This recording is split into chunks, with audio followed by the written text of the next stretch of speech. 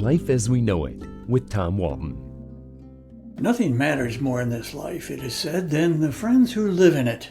Money is nice, creature comforts are worthwhile, and family, of course, is paramount.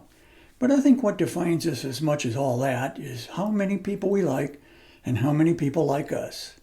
I have always felt blessed to have an abundance of friends I truly like. But there's another level of friendship, and these are the friends I love.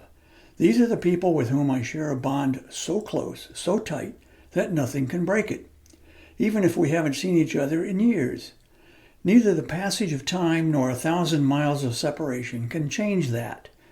When I need them, they ask, "How can I help?" When they need me, they only have to reach out. I just lost one of those special friends.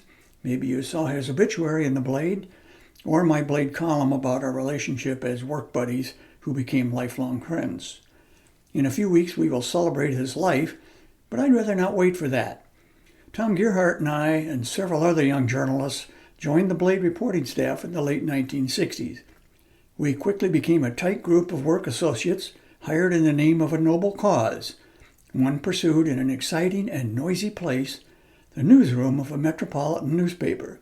Linoleum floors, bulky typewriters, paste pots, and cranky editors. It was the best environment any of us could have hoped for. Very soon after joining the Blade, Tom became our civil rights reporter.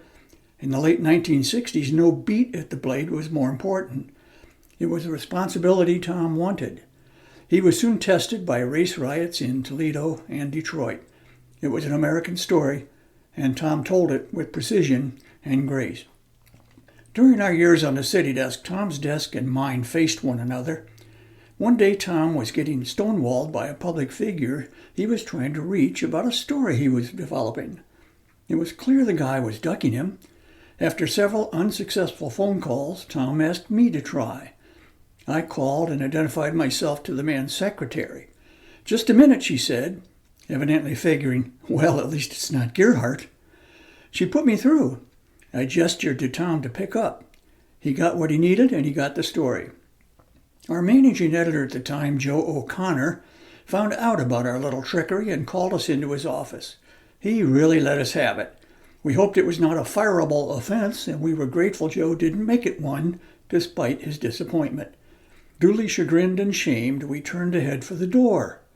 Joe called out to us. "Great story, guys," he said, "but don't ever do that again." In that moment, Joe was Ben Bradley, and Tom and I were Woodward and Bernstein. Years later, Tom moved to the features department, where he occasionally took on the duties of restaurant critic. It was there that his writing talent could truly shine. He raved in one review about a local restaurant's featured dish, writing that it was so good that, quote, "my taste buds did the lambada." Well, that's truly a special talent, and Tom had it in spades. Tom's wife, Barb, called him Bud. Some of us called him Gears. But you know what? All of us were lucky to call him a friend. Life as We Know It is written and hosted by Tom Walton and is a production of WGTE Public Media.